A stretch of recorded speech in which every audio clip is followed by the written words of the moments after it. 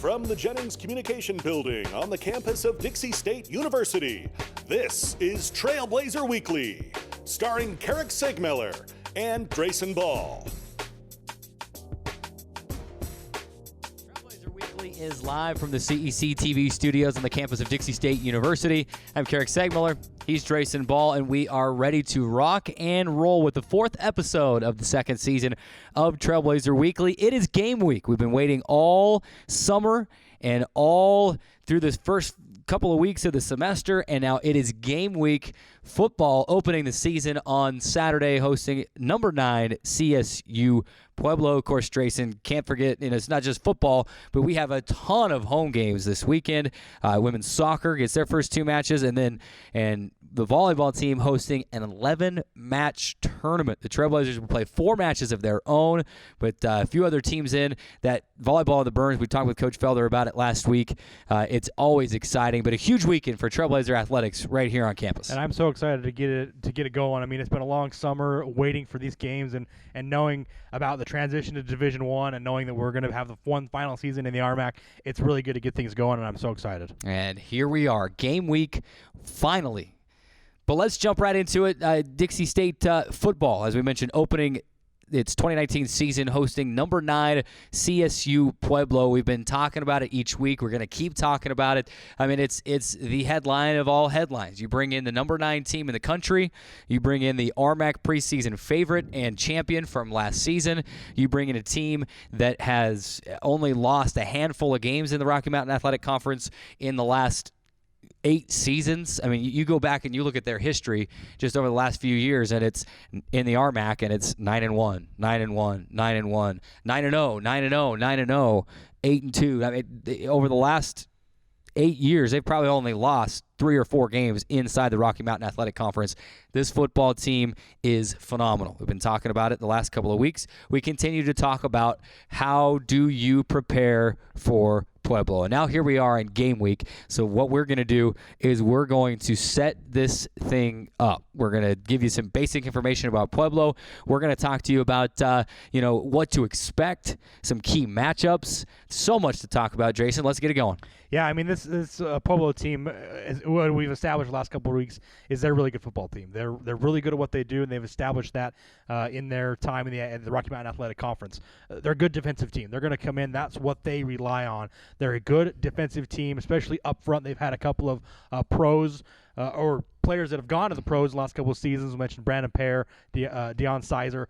This last year that they graduated. This year, no different. They got Jackson Wibbles coming in on the defensive line, who is an All-American candidate. He was 9th in the nation last season throughout all of NCAA Division II in tackles.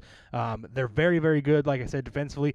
And obviously, we've talked about it before, the run game. That is the biggest thing for them, I think, offensively, is that they're going to focus on returning Austin Michi, who was the second back last year on that team, but still nearly ran for over 1,000 yards, was about 150 yards short of reaching that mark. They've got a 2-headed monster back there, as well as Marcus Lindsay. He's the kind of backup running back this season, but he's very good as well. So they're going to play good defense. They're going to limit the run, and then they're going to get out and run themselves, and they do it very, very well. And give credit to them over the last dozen seasons or so. They have just been tremendous football team. It's incredible to think about. CSU Pueblo did not have a football program from 1985 to 2007. So we're talking about from the 2008 season on. So this is they've had 10 seasons since returning the football program in 2008. This is season number 11 in 2019, and they went 4-6 in 2008. And then 7-4 in 2009, and then I think it was 9 wins in 2010. I mean, they just up and up and up, and have never looked back, and have not even had close to a losing season since that debut season in 2008. John Riston has been the head coach all of those seasons, and it has been incredible to see the football team that he has put on the field. Let's talk about them even a little bit more in depth. And later in the show, we're going to bring in CSU Pueblo football radio play-by-play announcer Jim Brooks, and he's been with the team all of those 10 seasons. including their 2014 national title run in 2014, like I just mentioned. And we're going to ask him about that. We're going to get his perspective on that. We're going to get his perspective on this football team, because sometimes when you talk to coaches, you get the coach speak. And that's what you expect, especially in game week. And you know, maybe Jim won't give up too much either, but we're going to get a different perspective on the CSU Pueblo team than we could get from talking to Coach Peterson or to Coach Riston or to the RMAC commissioner or whoever it may be. We're going to get a very unique perspective of this football team coming up in about 20 minutes on the show. But let's continue to talk about CSU Pueblo, this year's team. As Drayson, you've established a team that's very experienced. They bring back 12 starters, 6 on offense, 6 on defense. Let's talk about which of those, and I don't want to just say starters, because they bring back Austin Michi, one of the best running backs in the country.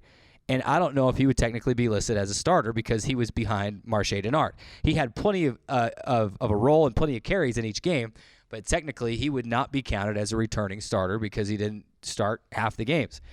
So I had to expand it to returning contributors. And I wanted to talk about last game specifically. And when you want to talk about last year's game in 2018, which returner on CSU Pueblo's roster had the biggest contribution to that game? And obviously it's Austin Michi right off the bat. Correct. Yeah, he had 7 carries for over 170 yards and 3 touchdowns. He was absolutely tremendous. I feel like we may have overhashed how good Austin Michi is, but it's not for him not being that good. He is that good. He's tremendous. If the Trailblazers want to win this game, they have to contain Austin Michi. He was the big contributor from last season. Some overall returning contributors from their last season. As a whole, they've got a very, very good wide receiving core. They return 3 of the 4 or 5 top wide receivers from last year. Ammon Johnson, Nick Williams, and Max Fine combined 34 receptions for almost 400 yards and 4 touchdowns. They were limited a little bit last year because they had a few other guys ahead of them. But as we heard last week in last week's show, their wide receivers are looking very, very good. And so that's one of the other returning contributors for them offensively. Defensively, we've mentioned Jackson Wibble. Sorry, I had it right. Jackson Wibbles, Kyle Rosenbrock, and James Maxey. Those are kind of the 3 defensive guys that are big contributors that are coming back. Kyle Rosenbrock, the middle linebacker, who is just a very, very strong kid, and he was big for them last year, and he'll be a key contributor. These are some of the names you're going to be hearing a lot come this Saturday as far as the contributors for Pueblo. Yeah, it's interesting because the last few weeks we've been talking about how good this Pueblo defensive line is, and you're talking about a team that's sending players to the pros from that defensive line over and over and over. You mentioned Deion Sizer's name, but you just mentioned 2 names, and they're both linebackers that had a huge role in last year's game. James Maxey, the outside linebacker, he had 6 tackles, 5 of them solo tackles, and 1 sack last year in the game against Dixie State. And then you mentioned Rosenbrock, the inside linebacker, who had 6 tackles, 5 solo stops as well, and then an interception in the game against Dixie State last year as well. So those are some of the main key returning contributors from CSU Pueblo that you're going to see featured in this game as well. Just like Dixie State, they've got new faces, and they've got Gunnar Lampier at quarterback. I've named the starter earlier this week, and I got to give you. I know you've been waiting to pat yourself on the back about that. You've been calling that one for the last couple of weeks, so congratulations, you nailed that one. But let's talk about Dixie State, and we want to talk about which returner had the biggest impact in last year's game. There's not very many that you can look at from last year's game against Dixie State. Shiloh Pritchard on the defensive side had a pick 6 in the game. He graduated. He's not back on this year's team. Neither of the quarterbacks played that played in last year's game or active this year.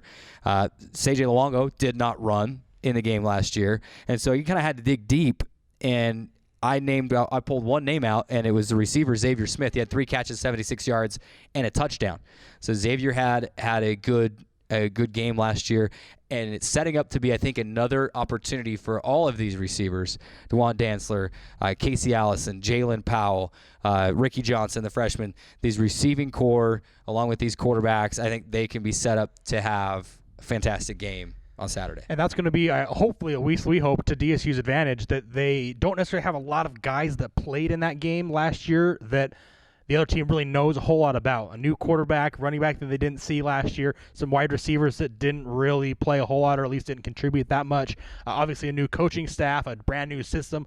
Hopefully a lot of this confusion, a lot of unknowns helps the Trailblazers, and going forward that can really help them in this game.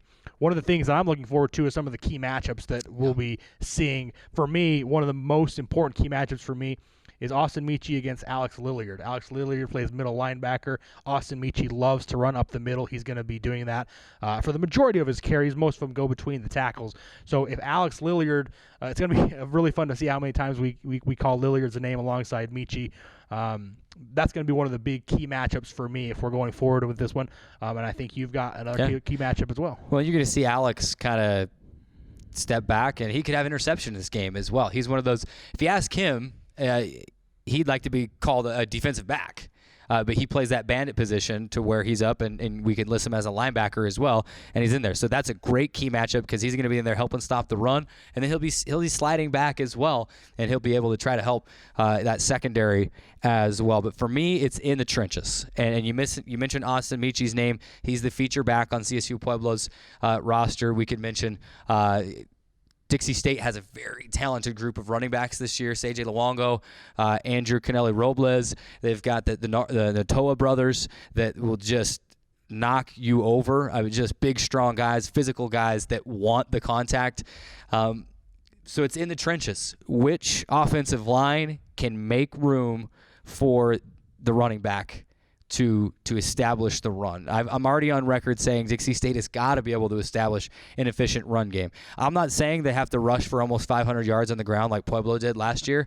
That would be out of this world to be able to do that. They don't have to do that. I'm saying Dixie State offensively has got to establish an efficient run game. So whether that's, I don't know if you can put a number. I don't know if it's 150 yards as a team, 175, 200 yards, enough to where Pueblo has to respect the run, and that's going to come down to in the trenches. Can our offensive linemen, led by guys like Nathan Aceves, guys up front like Kyle Whitesides, Deep Jowney, all these guys that, and I'm missing some too along that offensive line that are going to come in and try to make those holes. And then on the flip side, can Dixie State's defensive line win the battle in the trenches, trying to slow down Pueblo's run game as well? Yeah, I think this game, much like a lot of other games that are decided winners and losers, it's going to come down to who makes the fewest mistakes. We know that we have two brand new starting quarterbacks for both sides. Call that a wash. We have two really good running backs on both sides. It's your pick, whoever which one you give the edge to. A very good wide receiving core, a really good defense in Pueblo. It's going to come down to who makes the fewest mistakes. That's what I expect in this game going forward on Saturday. Also, one of the main things that I expect is it's going to be a high-scoring game. I anticipate a lot of points being scored. I anticipate, two very, very good offenses, but some good defenses too. But that's what I expect at least. Yeah. I expect a lot of high scoring. This game may come down to who gets a key defensive stop either late in the fourth quarter, end of the third quarter, maybe swing the momentum in that regard, because that's what I expect. I'll tell you one thing. Dixie State will have to score more than 14 points. That's the most they've ever scored against CSU Pueblo, and that was last season in the 56-14 blowout. So they're going to have to score more than 14 points to win. That's a little bit about what to expect, key matchups. We are preparing for Pueblo. We have been, this football team has been since the end of last season. But we've been, in the last 4 episodes of the show, preparing for Pueblo. The Thunderwolves in here on Saturday, ranked number 9 in the country. The RMAC favorite will be here. Kickoff at 7 o'clock, and the game may not kick right at 7. I know they've got some special things planned to honor fallen comrade Abraham Reinhardt, who passed away earlier this year. And I know the team, we got to get to break here, but the team named him an honorary team captain this year. His teammates voted on that, and I just thought that was really cool, really awesome to see, and that's something that these guys have not just in the back of their minds, but the front of their minds. That's who they're playing for this year. Yeah, really good story. A really good story that they were able to do that, and hopefully they can go out and make him proud. We got to take a break. When we come back, speaking of CSU Pueblo, how much do Drayson and I really know about CSU Pueblo? And we're not just talking about the team and the players, but we're talking about the school, the area, their president, their compliance officer. We got a Know Your Foe trivia challenge coming up on the other side that could include a number of things. So we're going to see who knows CSU Pueblo better, me or Drayson, on the other side of this timeout. Radio Dixie 91.3. We don't play that. Nope, not that. A big fat no there. That's what we play. And stuff like that.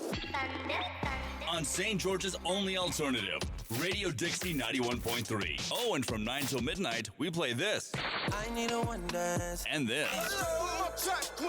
Radio Dixie 91.3 FM. For over a century, Dixie State University has been shaping the trailblazers of tomorrow by providing a culture of active learning, active life. With a paradigm of real-world experience mixed with cutting-edge technologies and rich traditions, we provide one of the most affordable educations in the West, set against the most stunning backdrop on the planet.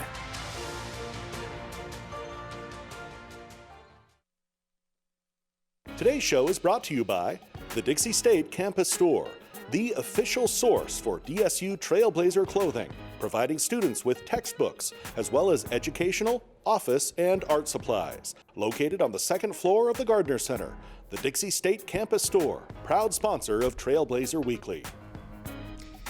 Welcome back inside the Jennings Communication Building, Studio A, CEC TV Studios. It's Trailblazer Weekly, and it is time to know who knows CSU Pueblo more, Carrick or Drayson. Know Your Foe Trivia Challenge. Let's go.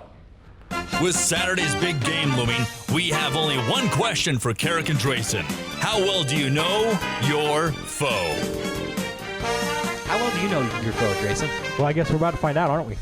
We've got our good friend Martin Kelly here with us again from Radio Dixie 91.3. That was your TV debut episode last week. Martin, how are we feeling? Back-to-back weeks on the show. I'm feeling good. I'm glad to be back.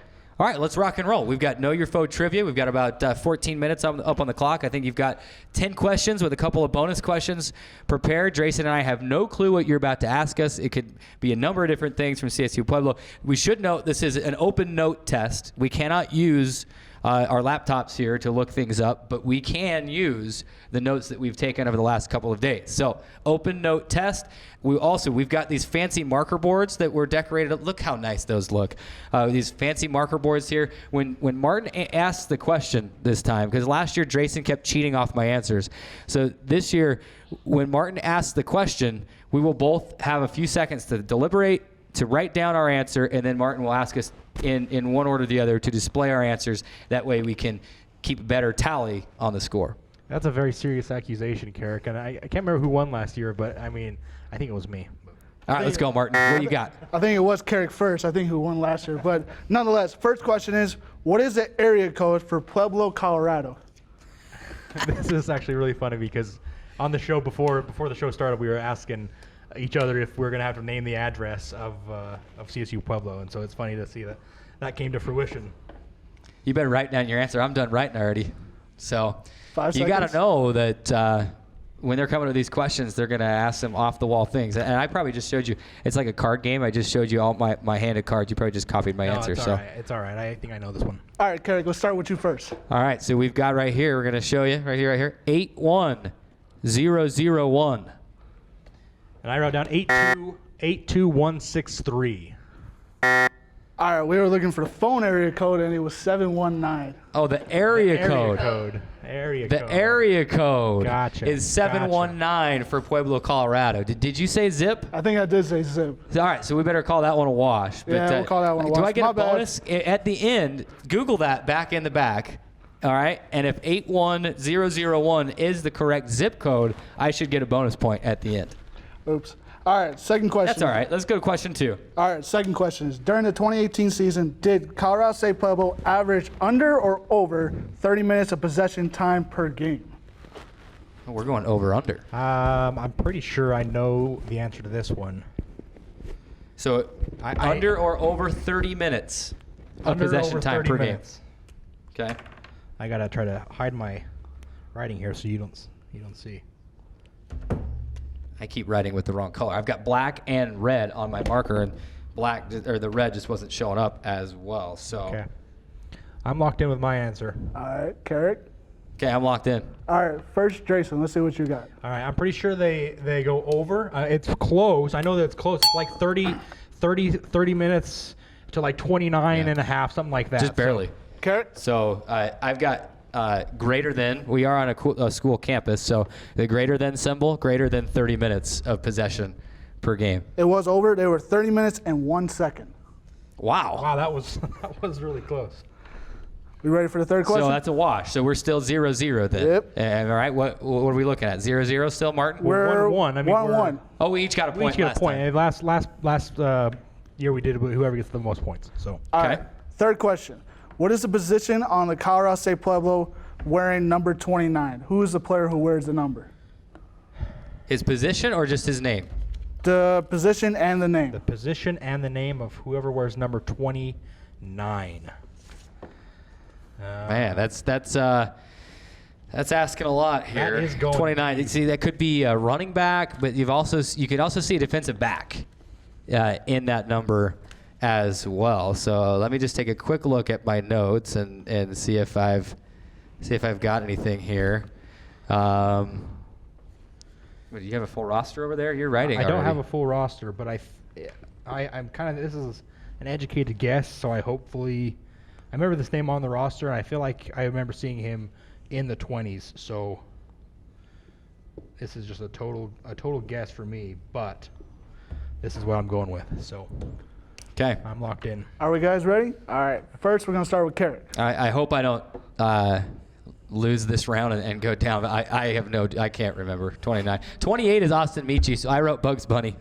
And I wrote Max Gonzalez. I remember a Gonzalez there in the low 20s.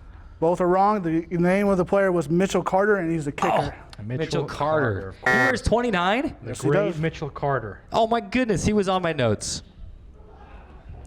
I missed it. Yeah, of course, yeah. Right down there at the bottom. See, we've got our- hey, Drayson, specialists are people too, okay? We've got our- Kickers are people too. We've got our two All right? teams here, and of course, Mark Mitchell Carter, the place kicker there. That's going to be on the blooper at the end of the season. Whatever we can do to help those in the control room have a little bit of a laugh, because I heard a big exclamation from the control room. Let's go. It's All right, 1-1 still. We're still tied at 1-1. All right, next question. How many questions left, Martin? We got 6 questions left. How many All right. total defensive points has DSU scored against Colorado State Pueblo in the entire series history? So how many defensive points how many points has Dixie State conceded? No. How many points has Dixie State scored against Colorado State Pueblo in the entire Total defensive points. Total So is defensive- that how many points the defense has scored? Yes. How many points the defense has scored in the entire history? Oh, so how many points has our Dixie State defense scored against CSU Pueblo? So that would be Yes. like fumble recoveries for touchdowns, Picks, pick interceptions. six, those kind of things. How many points have they scored? Safeties. Safeties. Okay, I'm gonna just go out on a hunch here, and that's what I'm gonna say. Wait, safety counts? Safeties count. Okay, I'll go first. All right. I wrote 6 because I know they had a pick 6 last year. I don't know if they've ever had any safeties, so I'll just say 6. All right, Carrot. I went with 8 because I'm pretty sure we had a pick 6 and a safety in the game last year, and that's All right. how kind of quirky it was. Carrot got a point. It was 8 points. 8 points in the entire series. They scored 8 points last year. A pick See, I six and a wrote safety. 6 down, and then when you started mentioning safeties, you kind of gave it away there. I did. I'll give you that. All right. We are at 2-1 with Carrick. 5th question is this. How many athletic directors has Colorado State Pueblo had since beginning their 4-year institution in 1964? How many athletic directors have they had since 1964? Well, I mean, that's what, 55 years? So it's got to be a few. How many right? athletic directors? How many athletic directors? I can tell you who the current athletic director is, but I couldn't tell you how many they've had. So it's going to be a complete guess. I'm going to say. Am I first? Yep, you were Okay. first. You go first, Carrick. I wrote 12. 12 athletic directors in. What did you write, Jason? I wrote 8. Carrick was close. It was 1 less. It was 11 athletic directors. Wow, 11 athletic. I knew it was over 10. Don't act like you knew that. That was a total guess. It was not a total guess. Okay, whatever. Let's go to the next question. Look at this guy. By the way, this is Trailblazer Weekly, live on CEC TV, Radio Dixie 91.3 FM, and the Dixie State Athletics YouTube page. If you're listening in on Radio Dixie 91.3 and you're wondering what in the world is going on, this is the Know Your Foe Trivia Challenge. How well do Drayson and I each know CSU Pueblo? Not just the football team, but the school, the administration, how the enrollment size, whatever it could be. We have a number of questions we've already answered. Currently, the score is tied. Do I have a lead? 3-2? Yes, you do. It's 2-1. 2-1. 2-1 lead. Yep, 2-1. All right, next question. Now, now hold on. The graphic says 2-2. Do we need to review? I've only got 1 point for sure. Yeah. So The last question was closest without going over. The last question was closest without going over. all right, last question. Well, that was not explained at the table. Here at the right. desk. Okay, so 2-2. Fair enough. That's good to know. That's good to know. All right. Come on, Martin. You got to let us know these things. I'm learning on the fly. All right, next question. How many miles are between Trailblazer Stadium and Nita and Eddie D. Rose Thunderbolt Stadium? The closest gets the point of how many miles. The closest? Closest.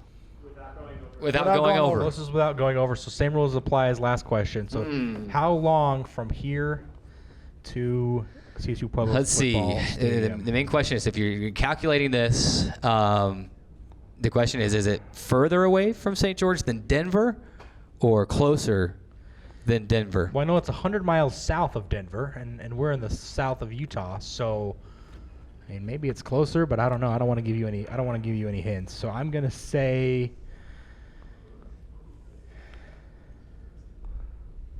That's too many. That's too many. Yes, right here. Okay, I want to start first because I get it. Carrick's writing his answer still, and I don't want to let him cheat. I'm going to say 765 miles. 765 miles for me. Drayson gets a point. It was 671 miles. 671 miles. Now we should note that my number was over, but I hadn't even revealed my answer yet. So how did you know that? 874 miles, I said, and I'm wrong. Okay, so I'm up 3-2 now. So we got how many questions left, Martin? 3. We got 4 questions. Four questions left. Right. Now remember, I get the bonus point right at the end for the zip code. All right. We'll Next add that question, into Martin. it. All right, next question. How many questions left, Martin? We got 4 questions left. 4 questions left. 4 questions Know left. your foe. Who knows CSU Pueblo better? All right, this question. Is DSU student to faculty ratio higher or lower than Colorado State Pueblo? See, you would ask. I remember. I know the answer. I know what the ratio is at CSU Pueblo. I know the ratio, but I don't know the one at Dixie State. So therefore, I don't know. Is the DSU student to faculty ratio greater or less than CSU Pueblo? Greater or less than? Okay. And I remember I have it written down right here. I'll show Martin that I have it written down exactly what their ratio is right there. So Martin knows that I know what CSU Pueblo's ratio is, but I don't know that I know Dixie State's. But I have a feeling that it will be either more or less. And I've got my answer. Go ahead, you reveal, Carrick. All right. I've got less than CSU Pueblo, the student to faculty ratio. And I've got more than. I know CSU Pueblo's ratio to student ratio is 16-1, and I feel like we have more students than they do. So I'm going to go more. Oh, Drayson was right. DSU has 20-1 student to faculty ratio. Pueblo has 16-1. that was dumb of me right there. I knew that. See, I just feel like we have more students here, so we have a little bit higher ratio. So, All right. Next question, Martin. Next question. This is going to be a Lost my toss-up. marker. I got it back though. What year was Colorado State Pueblo's football program reestablished? It was gone for a certain amount of time. What year was it reestablished? Well, I think this is fortunate because we actually discussed this earlier on the show. However, I do have that written down in my notes as well. I can show Martin so he knows that I know the answer. Does Carrick remember the answer? Because I just want to double check real quick. 3, 2, 1. Drayson doesn't have it written down yet. He loses. I got it. Ready? Reveal. Yeah. 2008. 2008 for both. 2008. Both of you guys get a point. It was gone from 1984 to 2007. Excuse me. So. From 1984 to 2007. Yep. All right, Martin. Next question. All right, we got 2 more questions. All right, this is another over or under. Does Colorado State Pueblo have over or under 15 NCAA 2 division athletic teams? How many division programs do they have? So you're asking how many NCAA Division II Programs- sponsored sports. Yes, over or under 15. Over or under 15? Yes, sir. Jason? And just so you guys know, I have a lot more time on my hands to study these things, apparently, because that's what Carrick would say. I know for sure when he loses this. So When have I said that? I feel mean, like- it's true. I feel like you it's said true, it but when before. have I ever said that? It's really Use not that as an true. I mean, excuse. you work here at the athletic department, so. And I also wear about 17 hats Yeah, fair inside that athletic All right, department. write your also, answer. no, not even close to that. Write your many, answer. but- We only got a minute left in the Okay. segment. Okay. All right. So more or less than 15. More or less than 15 athletic programs. This is men's and women's, by the way. Okay, reveal. All right. I said more or over. More. All right, both of you get a point. It is over. They have 22 22. programs. All right. So score update. It is 6-4. 6-4. You have a 2-point lead? I do have a 2-point When did that lead. happen? I don't know. Whenever whenever I get the question right, I get so a you got your point. 2 bonus questions now? I don't think I we need got bonus so there's points. That's one the last tiebreaker. question, and there's a bonus point to the question. Got it. Let's hear All it. right. If you can't attend this game this Saturday, how else can you listen to the game? And there's also bonus point in that if you can in the third option, they can listen to the game. Okay. So I mean, literally, this is- how can you listen to the game? How can you listen and watch? listen and watch? Okay. Okay. All right. I'm gonna need a second here. I mean, this is more or less know your own school.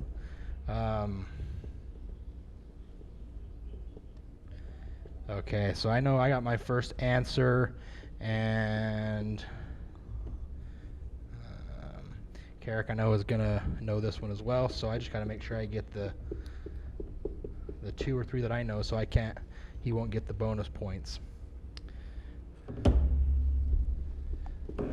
There's a bonus third option of how you can watch and listen, correct? Yes, sir. Not just listen. Nope. You can watch and listen to the Watch game this weekend. and How listen. can you do it? Well, I think you can also listen and watch through this one as well. Carrick, you're not saying much over there. Are you stumped? No, I'm writing a college length.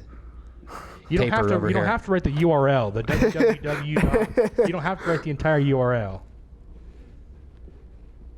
Okay. I'm going to come back and win on one question. All right. I feel like I got all 3. Are you ready to reveal, Carrick? Yeah, let's reveal. Okay. You reveal first.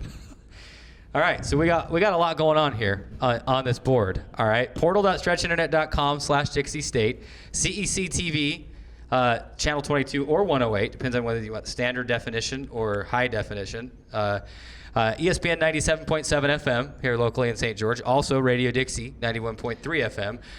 Fox Sports Pueblo in Pueblo, Colorado. You can also listen online at RadioDixie91.3.com.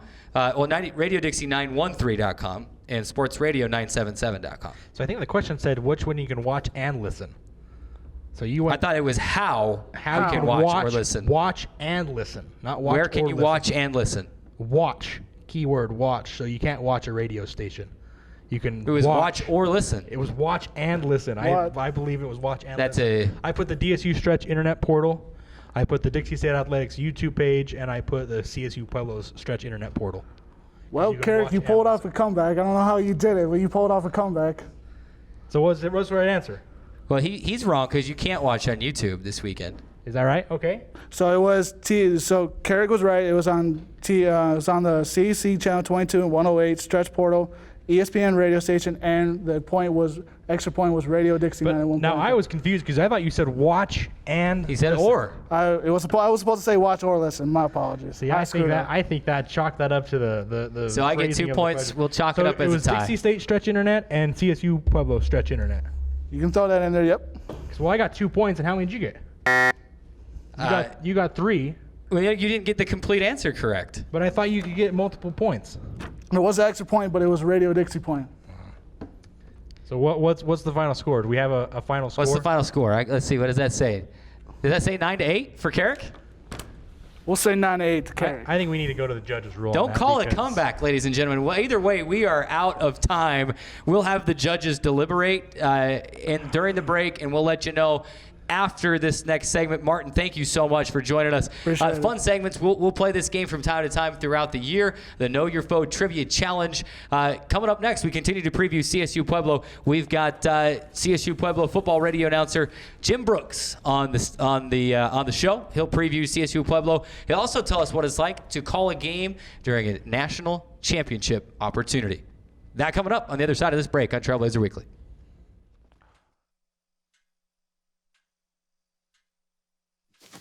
Awkward. I'm the awkward silence. You try to avoid me, then there I am again. But an awkward silence can be a great thing. Like Kelly here's about to demonstrate. You haven't really been yourself lately.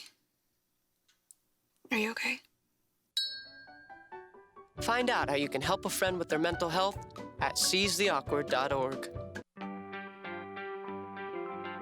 I take the road less traveled, run free, unwind, unravel, someplace outside with lots to do. Green trees, red rocks, and don't forget that blue sky. The sunshine shining, sunshine pouring on me. Think I might just stay a while. Say hooray all day because the sun is gonna shine on me. Sun is gonna shine on me. Sun's gonna shine on me. When I was your age, I was just like you, fascinated by stars.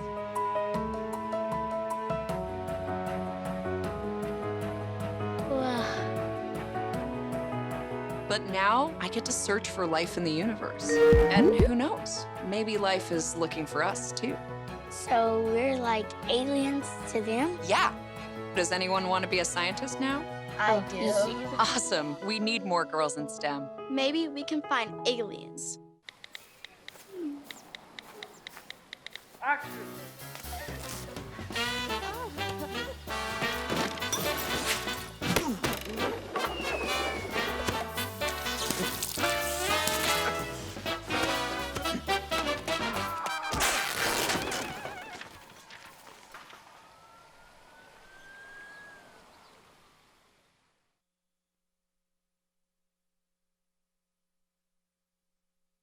Where do you find the titans of classical music in St. George?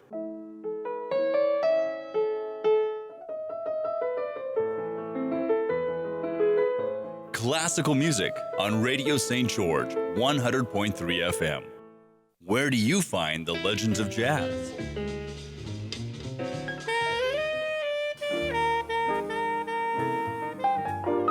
Evenings on Radio St. George, 100.3 FM. Hey, Bobo, do trees tell each other stories? I'm sorry. I'm afraid I don't know that. Hey, why don't we go find out? Listen. Do clouds take naps? I couldn't tell you. Dad, do stars visit their friends? Look!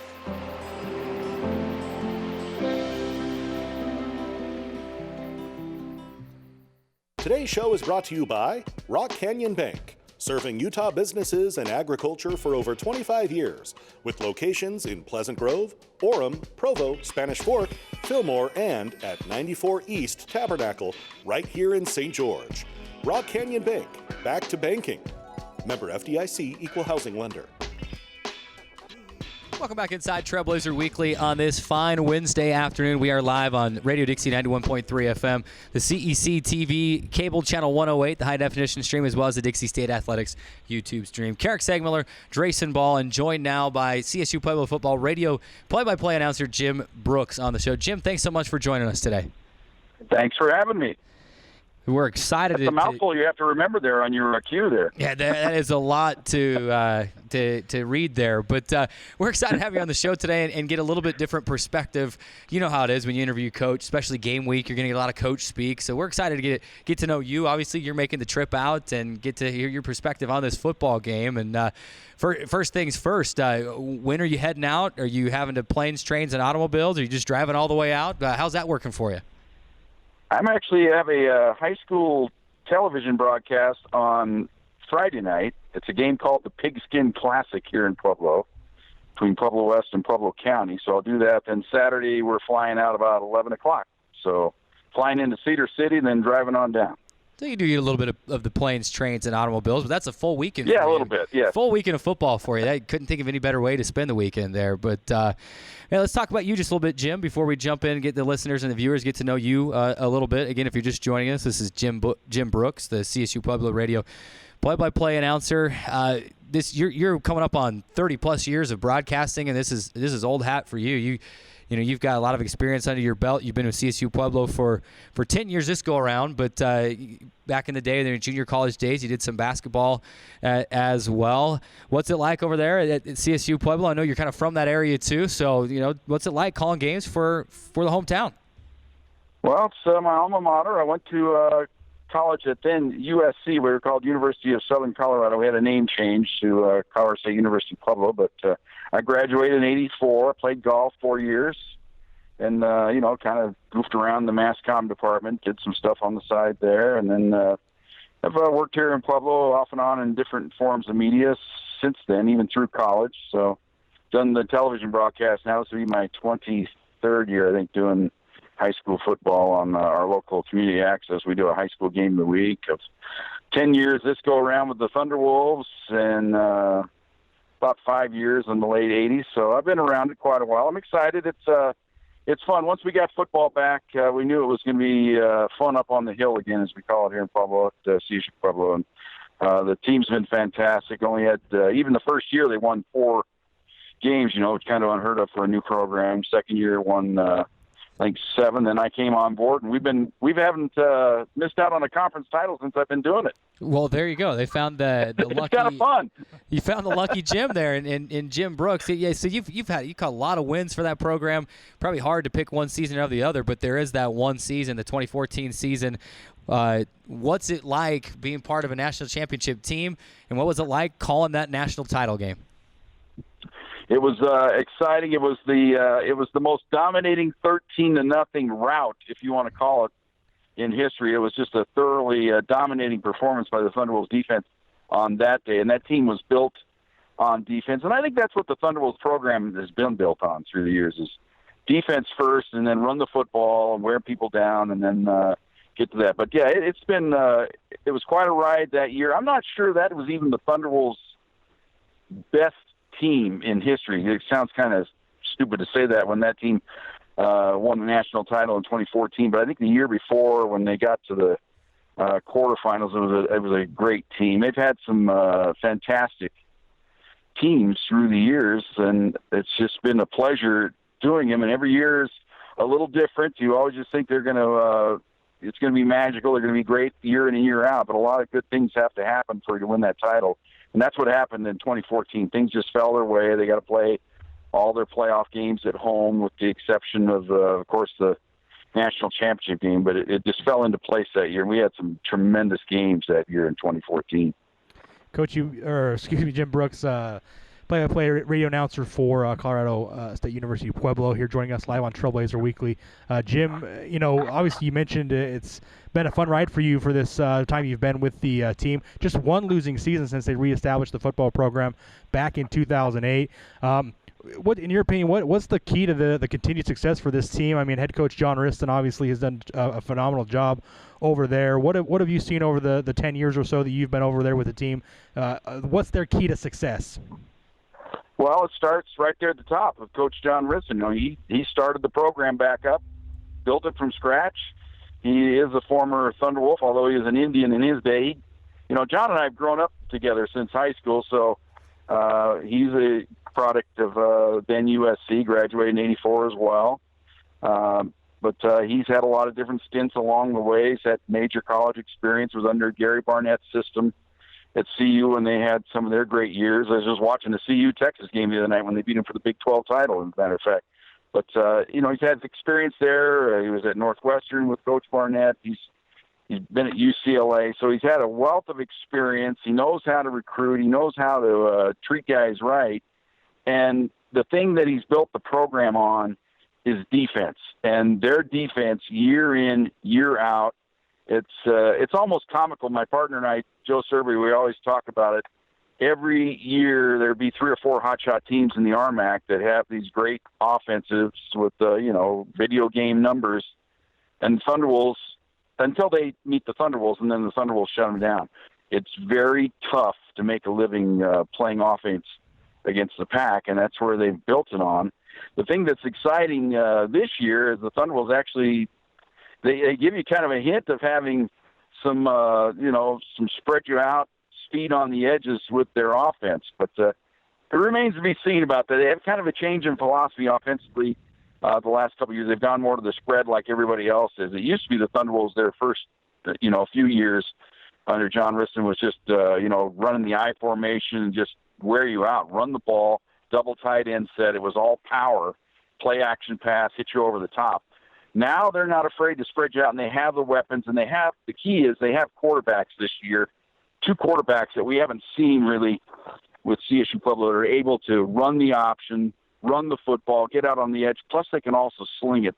In years past, we've had one or the other. We've either had just a straight drop back passer, or we've had a guy that could just maybe run it and not really throw the ball. So this year, I think we've got 2 guys that can do both, can really run the ball well, plus pass it, and they've got the weapons on the edges. They've got great backs. It should be exciting.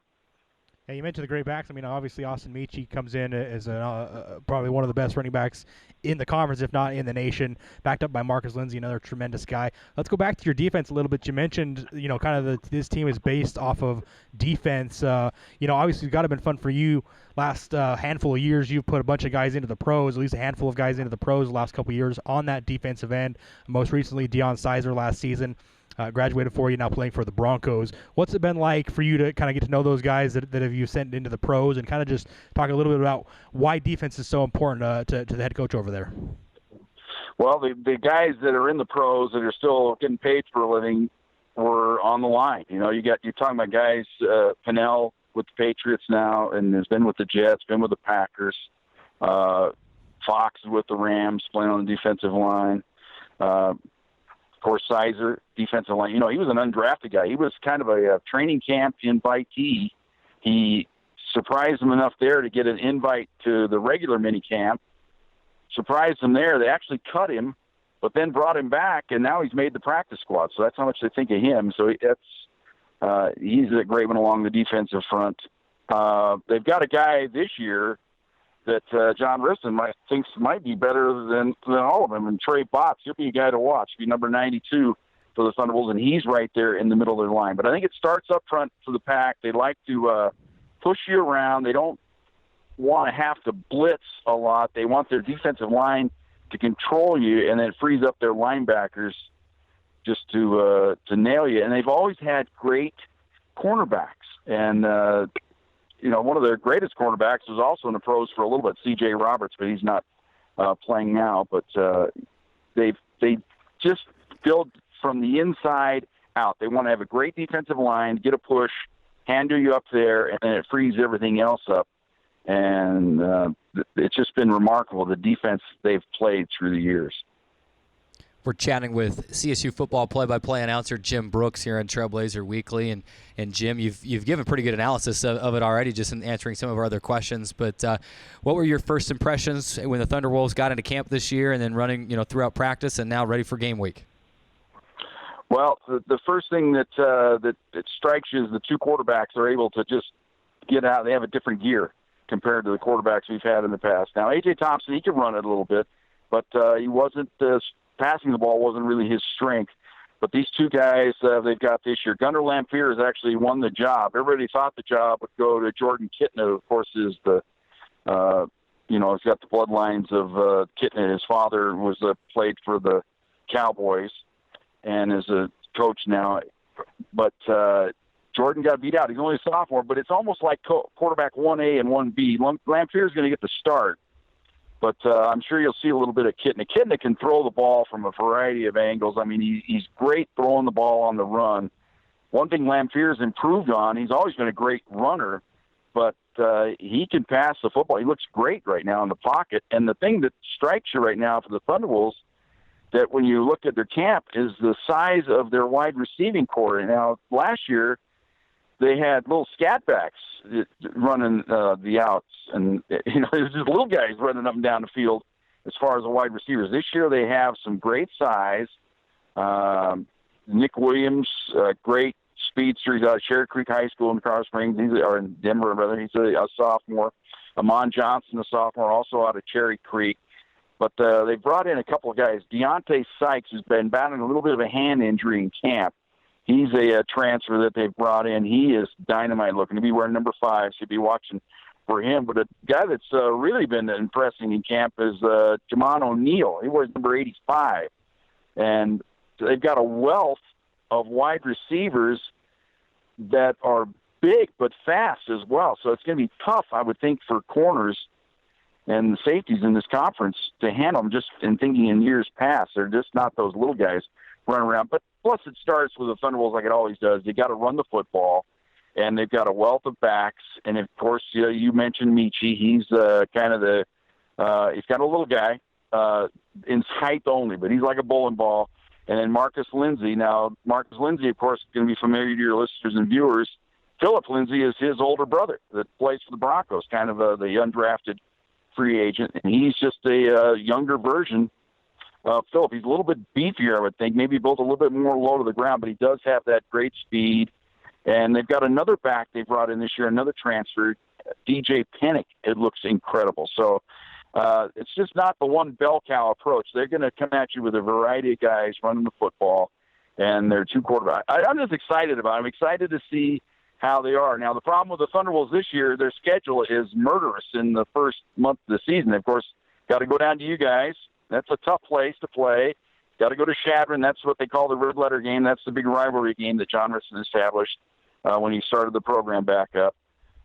Then Mines comes in here, the perennial power in the conference. They've had great games in years past, played twice last year, once in the playoffs.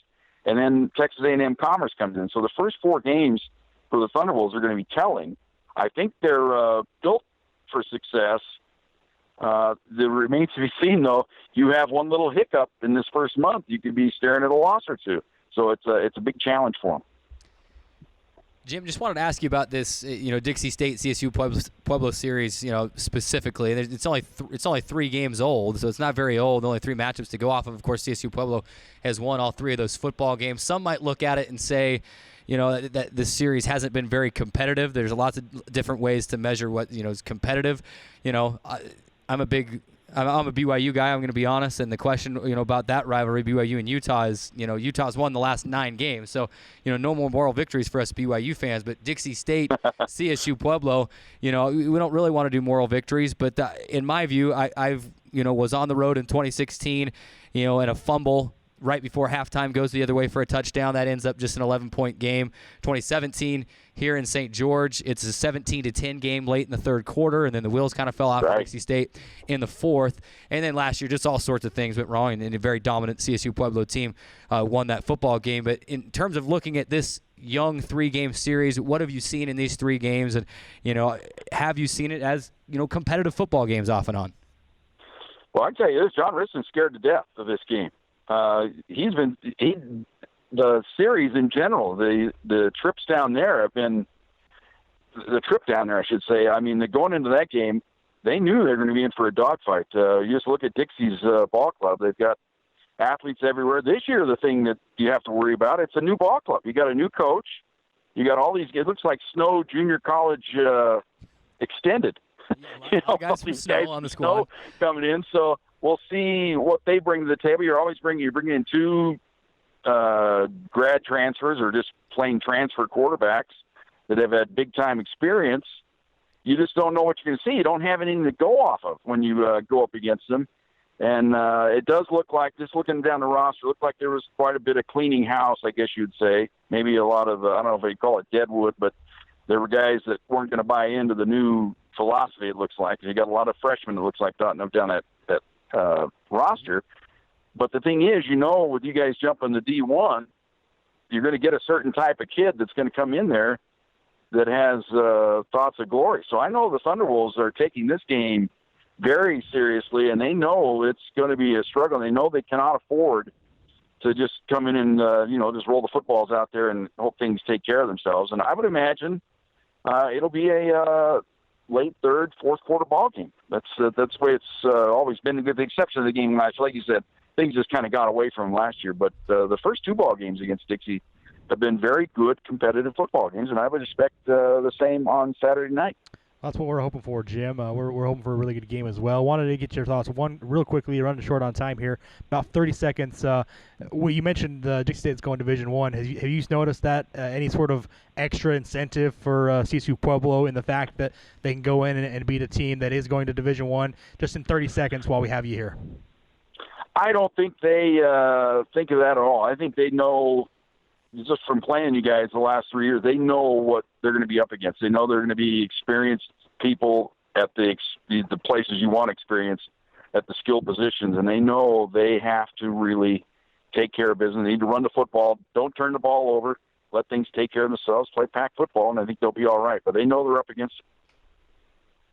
Jim, appreciate you stopping by. Like I said, we're up against the break. We got to run to the break, but Jim, appreciate you stopping by, and we'll see you on Saturday. You got it. Looking forward to it. Thanks. Thank you. Jim Brooks, CSU Pueblo football radio announcer.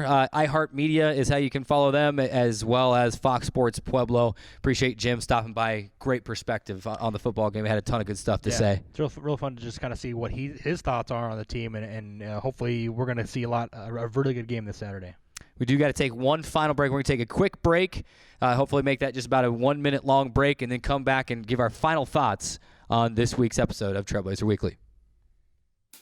1 in 3 adults has pre-diabetes. 1 in 3. That means it could be you, your favorite brother, your other brother, you, your football buddy, your football buddy, you, the boss's boss.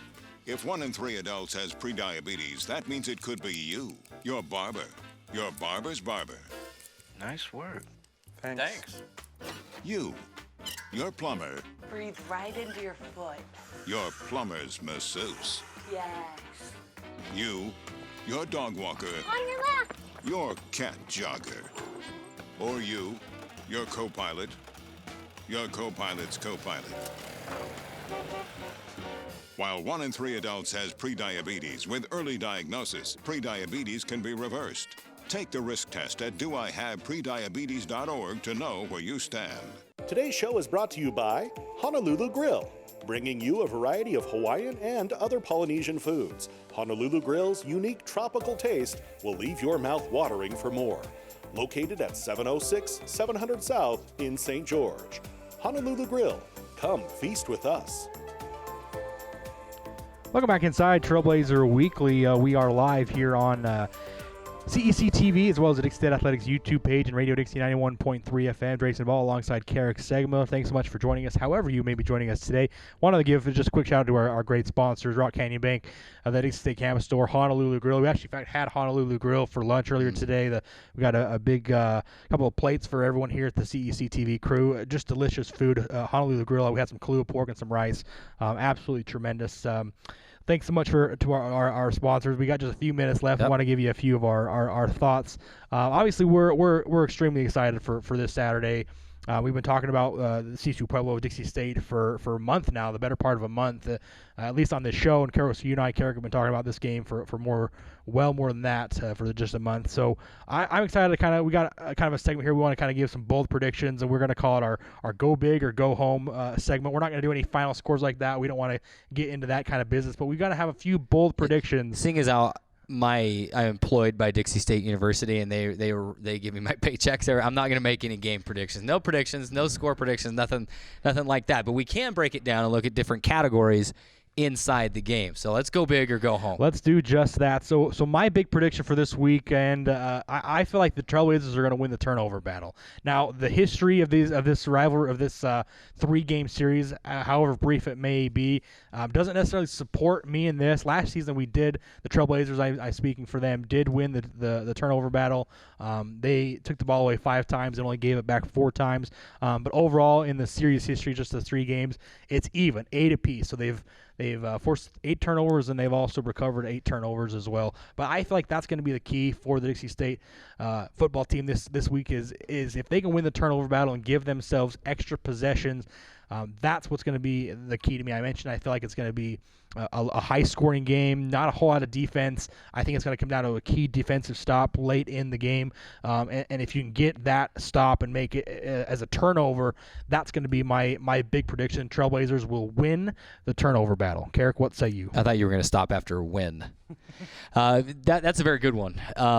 Turnovers have been a huge part of this series. We were just talking with Jim Brooks, the CSU Pueblo football radio announcer, and I mentioned the fumble right before halftime in 2016. There were some turnovers in 2017, and everything that happened last year. Turnovers have been a huge part of this game.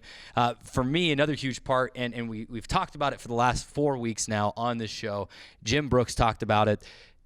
Pueblo's defense is always fantastic. They've built the program on the run game and their defense. So it scared me a little bit when Jim was talking about how good their offense is going to be too, besides just the running game. But defense and their run game. Dixie State in 2016 scored 13 points, 2017 scored 10 points, and in 2018 scored 14 points. Dixie State has got to score a lot more points than that. I know everyone's expecting me to come in here and say Dixie State has to rush for 300 yards to win this game because I've been talking about how important it is to establish the run.